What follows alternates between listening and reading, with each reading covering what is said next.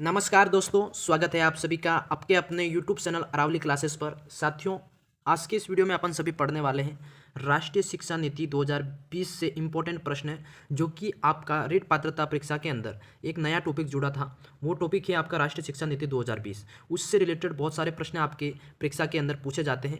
तो ये topic cover मैंने पहले भी करवा रखा है, पहले भी क्लास लगा रखी है, वो भी देख लेना।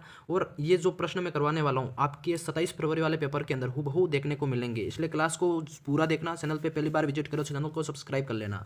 पहला प्रश्न है साथियों कि राष्ट्रीय शिक्षा नीति 2020 की बहुभाषिकता क्या है। बिल्कुल प्यारे साथियों, बहुभाषिकता की बात करें तो वो है, देखो, राष्ट्रीय शिक्षा नीति 2020 बहुभाषिकता को कक्षा में पूंजी की रूप में देखती है, पूंजी के रूप में देखती है, यानी कि आपका इसमें सेकंड वाला ऑप्शन साथियों मोस्ट इंपोर्टेंट राइट हो जाएगा। ठीक है, इसी तरह अगले क्वेश्चन की तरफ बढ़ेंगे। क्वेश्चन आपका 2 पूछा गया, काफ़ी इंपॉर्टेंट प्रश्न, इंपॉर्टेंट है साथियों, ये पूछे जाएंगे। ठीक है, हाँ, राष्ट्रीय शिक्षा नीति 2020 सामाजिक आर्थिक रूप से वंचित समुदायों से आने वाले विद्यार्थियों के अवधारण के लिए प्रस्तावित करती है। क्या प्रस्तावित करती है भाई? बिल्कुल प्यारे साथियों, संदर्भित अर्थपूर्ण पाठ्यचर्या। कौन सा क्या करती है? संदर्भित अर्थपूर्ण पाठ्यचर्या ये आपका प्रस्तावित करती है, यानी कि इसमें फोर्थ वाला ऑप्शन आप सभी का मोस्ट इंपोर्टेंट राइट हो जाएगा। अब बढ़ते हैं भाई अगले क्वेश्चन की तरफ। क्वेश्चन आपका थर्ड पूछा गया, काफ़ी इंपॉर्टेंट प्रश्न है, प्रश्नों को पढ़िए, प्रश्न काफ़ी इंपॉर्टेंट है आपका थर्ड वाला। प्रश्न है आपका कि सामान्य विद्यालयों में दिव्यांग विद्यार्थियों के समावेशन हेतु निम्न में से कौन सा प्रावधान दिव्यांगजन अधिकार अधिनियम 2016 के प्रतिकूल है। तो प्यारे साथियों, कौन सा अधिनियम जो 2016 के प्रतिकूल है? तो क्वेश्चन 3 का आंसर देना है आपको। बिल्कुल वो है आपका दूसरी और तीसरी भाषा संबंधित कोर्सों की बाध्यता। कौन सा है? दूसरी और तीसरी भाषा संबंधित कोर्सों की बाध्यता, जो कि आपका थर्ड वाला ऑप्शन साथियों मोस्ट इंपोर्टेंट राइट हो जाएगा। बिल्कुल प्यारे साथियों, प्रश्न आप सभी के लिए काफ़ी इंपॉर्टेंट है। क्लास पे पहली बार विजिट कर रहे हो तो क्लास को पूरा देखना और चैनल को सब्सक्राइब कर लेना। प्रश्न फोर्थ आपका है कि राष्ट्रीय शिक्षा नीति 2020 के अनुसार प्रारंभिक स्तर पर आंकलन का क्या स्वरूप होना चाहिए। तो राष्ट्रीय शिक्षा नीति 2020 के अनुसार जो कि प्रारंभिक स्तर पर आंकलन का स्वरूप क्या होना चाहिए, तो फोर्थ का ऑप्शन आपका इसमें बताना है। बिल्कुल प्यारे साथियों, रचनात्मक होना चाहिए, नियमित होना चाहिए, या सूचनाओं के आधार पर ग्रहशीलता पर केंद्रित, या फिर शिक्षण अधिगम की उपयोगिता के अनुरूप। तो साथियों आपके सामने फोर्थ ऑप्शन है। अब इसके सामने आपके जो विकल्प दे रखे हैं इसमें से आपको बताना है। तो विकल्प है आपका इसमें साथियों ए, बी और डी, यानी कि फोर्थ वाला इसमें आपका राइट हो जाएगा। फोर्थ वाला राइट हो जाएगा, यानी कि ए बी डी क्या कहते हैं, देखो ए बी डी आपका कौन कौन से हैं, ये वाले। ठीक है, एक तो ए रचनात्मक होना चाहिए, और बी नियमित होना चाहिए, और डी यानी शिक्षण अधिगम की उपयोगिता के आधार पर होना चाहिए। तो साथियों ए, बी और डी ये ऑप्शन आपका राइट हो जाएगा।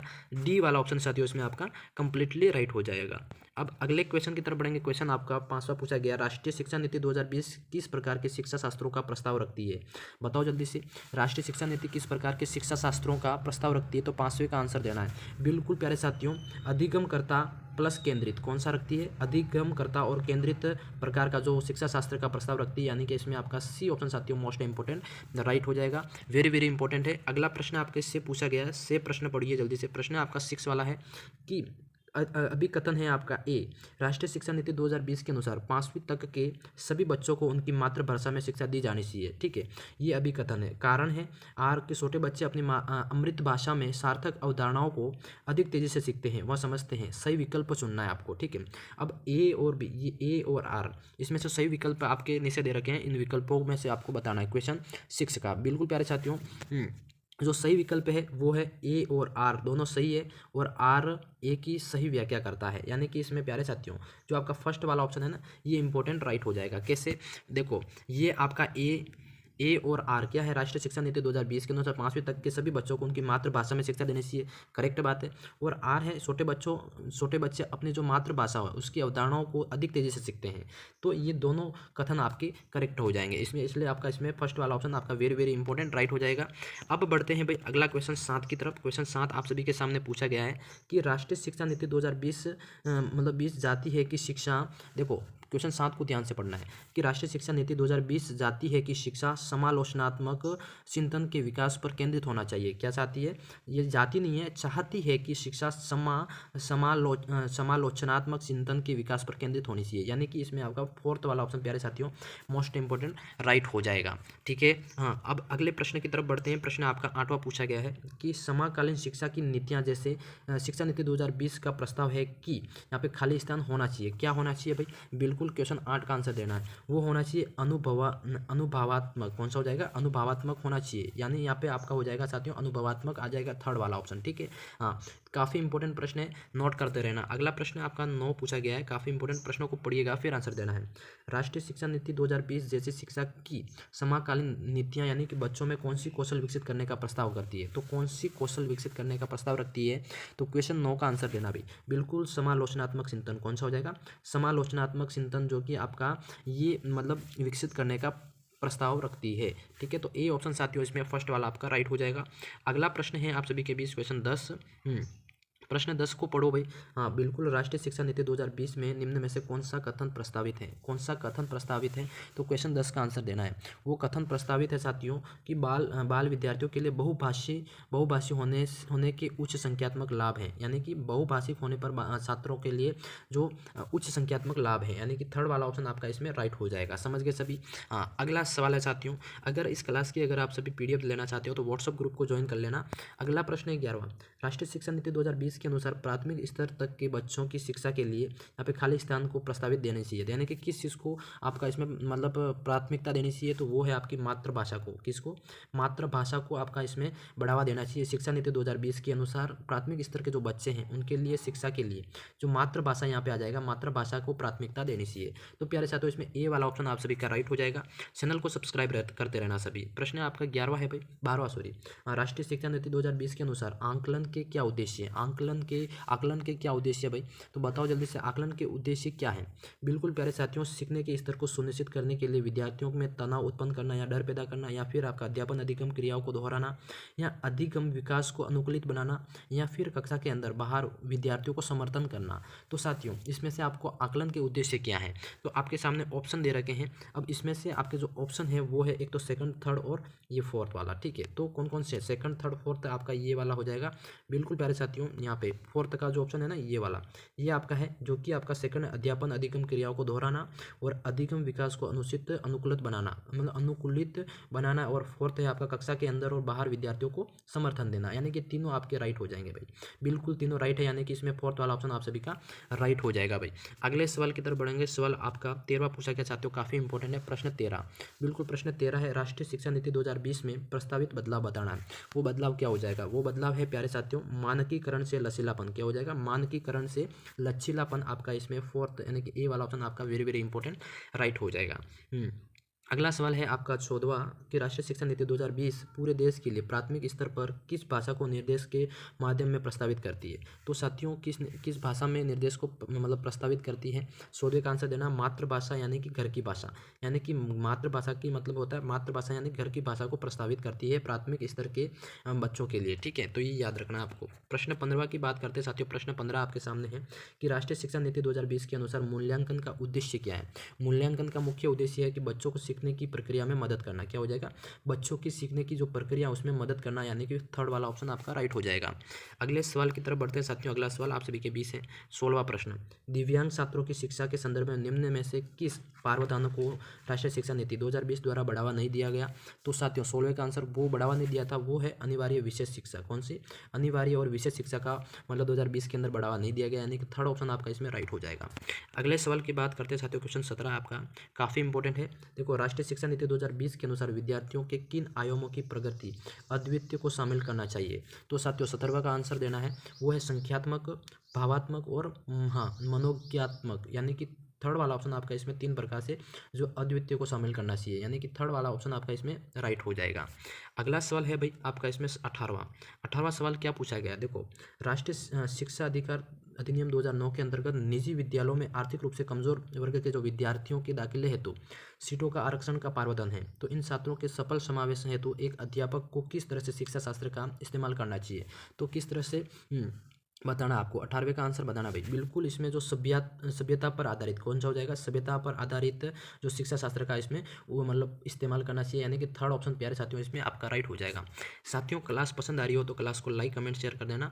बिल्कुल आपका प्रश्न है 19 का, हेतल घर में गुजराती बोलती है और इस भाषा को पढ़ने और लिखने में उसका प्रवाह है और उसके विद्यालय में निर्देशन का माध्यम हिंदी है, यानी कि विद्यालय में जो पढ़ने का माध्यम हिंदी है और वह भाषा नहीं जानती हिंदी। तो राष्ट्रीय शिक्षा नीति 2020 के अनुसार इस स्थिति में विद्यालय विद्यालय को क्या करना चाहिए। तो साथियों इस स्थिति में विद्यालय को क्या करना चाहिए, तो बिल्कुल इस स्थिति में विद्यालय का क्या निर्णय होगा, वो निर्णय होगा साथियों इसमें कि बहुभाषावाद की संस्कृति सुरक्षित के लिए सभी बच्चों को एक दूसरे की मातृभाषा का सम्मान करने के लिए कहना चाहिए, यानी कि आपका सेकंड ऑप्शन साथियों इसमें राइट हो जाएगा। ठीक है, ये इंपॉर्टेंट हो जाएगा।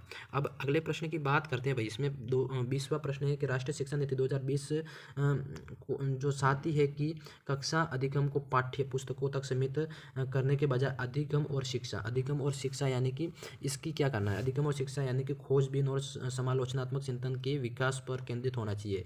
तो ये आपका इसमें थर्ड वाला ऑप्शन साथियों राइट हो जाएगा। ठीक है, यहाँ से यहाँ पे थर्ड वाला राइट हो जाएगा। अब बढ़ते हैं प्रश्न आपके 21 की तरफ साथियों। 21 का प्रश्न पूछा गया है कि राष्ट्रीय शिक्षा नीति 2020 में प्रस्तावित समग्र 360 डिग्री बहुआयामी उन्नति पत्र को क्या दर्शाना चाहिए।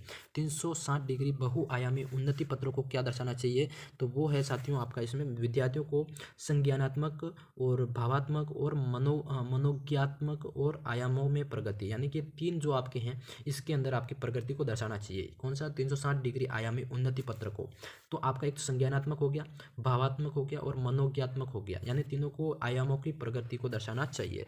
ठीक है, समझ गए सभी। अब बढ़ते हैं प्रश्न आपके 22 की तरफ। बिल्कुल साथियों 22 आपका पूछा गया है कि राष्ट्रीय शिक्षा नीति यानी कि एनईपी 2020 में आंकलन के संदर्भ में विद्यार्थियों के लिए किस प्रकार का प्रगति पत्र प्रस्तावित है। तो साथियों 22वें का आंसर देना है, बिल्कुल 22वें का आंसर देना है, वो है आपका 360 डिग्री बहुआयामी प्रगति पत्र, यानी कि 360 डिग्री बहुआयामी प्रगति पत्र जो प्रस्तावित है वो उसका मतलब विद्यार्थियों के लिए साथ देना चाहिए, यानी कि थर्ड वाला ऑप्शन साथियों इसमें आपका इंपॉर्टेंट राइट हो जाएगा।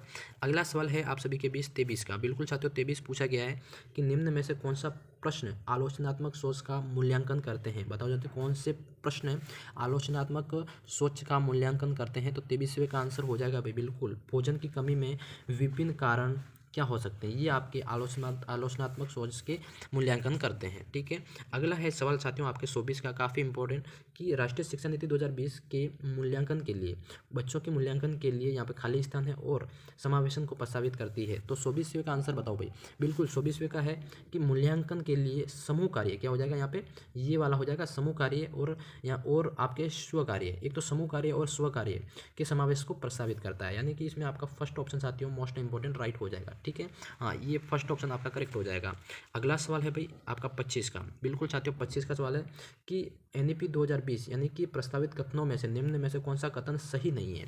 कौन सा कथन आपका सही नहीं है, तो वो कथन है साथियों आपका एनईपी 2020 रचनात्मक मूल्यांकन से योग्यात्मक मूल्यांकन की और परिवर्तन का प्रस्ताव करती है, यानी कि ये सेकंड वाला ऑप्शन आपका इसमें सही नहीं है। ठीक है, हाँ अब बढ़ते हैं प्रश्न आपके 26 की तरफ। बिल्कुल भाई 26 का प्रश्न क्या है कि राष्ट्रीय शिक्षा नीति 2020 द्वारा अनुशंसित स्कूली शिक्षा की संरचना क्या है। अनुसूचित स्कूली संरचना का जो स्कूली शिक्षा है उसकी संरचना क्या है, उसकी संरचना है बिल्कुल प्यारे साथियों हाँ 5+3+3+4 ये है आपका फर्स्ट अनुसूचित जो स्कूली शिक्षा की संरचना, यानी कि इसमें एक वाला ऑप्शन साथियों मोस्ट इंपॉर्टेंट राइट हो जाएगा। ठीक है, ये वाला आपको याद रखना है 5+3+3+4। ठीक है, ये आपकी स्कूली शिक्षा की संरचना है एनईपी 2020 के अनुसार। हाँ अगला सवाल है भाई आपका 26 का। 26 है राष्ट्रीय शिक्षा नीति यानी कि एनईपी 2020 में आंकलन के संदर्भ में विद्यार्थियों के लिए किस प्रकार का प्रगति पत्र प्रस्तावित किया गया है। तो वो प्रगति पत्र प्रस्तावित किया गया है वो है आपका इसमें 360 डिग्री बहुआयामी प्रगति पत्र। 360 डिग्री बहुआयामी प्रगति पत्र जो कि अपन ने थोड़ी देर पहले पढ़ा और वापस आया क्वेश्चन। अगला सवाल है भाई इसमें आप सभी के लिए ये है कि राष्ट्रीय शिक्षा नीति के लिए 360 डिग्री बहुआयामी उन्नति जो पत्र है वो क्या दर्शाता है। वो दर्शाता है भाई कि विद्यार्थियों के जो भावनात्मक और मनोवैज्ञानात्मक आयामों की प्रगति, यानी कि ये आपको याद रखना है। बिल्कुल प्यारे साथियों सेकंड वाला ऑप्शन है इसमें आपका राइट हो जाएगा। अगले सवाल की तरफ बढ़ेंगे। सवाल आप सभी के सामने है बिल्कुल 28वां है कि जो राष्ट्रीय शिक्षा नीति 2020 में प्रस्तावित बदलाव क्या है, तो वो है मानकीकरण से लचीलापन, यानी कि ए वाला ऑप्शन साथियों इसमें आपका राइट हो जाएगा। ठीक है, अगला सवाल आप सभी के बीच है। देखो सवाल है आपका राष्ट्रीय शिक्षा नीति यानी कि सामाजिक आर्थिक रूप से वंचित समुदायों से आने वाले विद्यार्थियों की अवधारणा के लिए क्या प्रस्तावित है? उनके लिए क्या प्रस्तावित है साथियों? 29वें का आंसर देना, वो है संदर्भित व अर्थपूर्ण पाठ्यचर्या, यानी कि संदर्भित व अर्थपूर्ण पाठ्यचर्या ये आपका प्रस्तावित है। अगला सवाल आप सभी के बीच है 30वें का, ये अपने बहुभाषिकता क्या है, तो वो है आपकी कक्षा पूंजी के रूप में देखती है। साथियों ये प्रश्न आपके रिटर्न आया है, इसलिए कोई बात नहीं, 30 प्रश्न आपको करवाए आज की क्लास में। क्लास कैसी लगी कमेंट में जरूर बताना, और क्लास अच्छी लगे तो चैनल को सब्सक्राइब कर लेना बिल्कुल से। आपकी परीक्षा से पहले जितनी भी क्लासें लगा सकते हैं रेगुलर लगा रहे हैं, क्लास को देखिएगा और चैनल को सब्सक्राइब कर लीजिएगा। मैं मिलता हूँ नेक्स्ट क्लास में, तब तक के लिए जय हिंद जय भारत दोस्तों।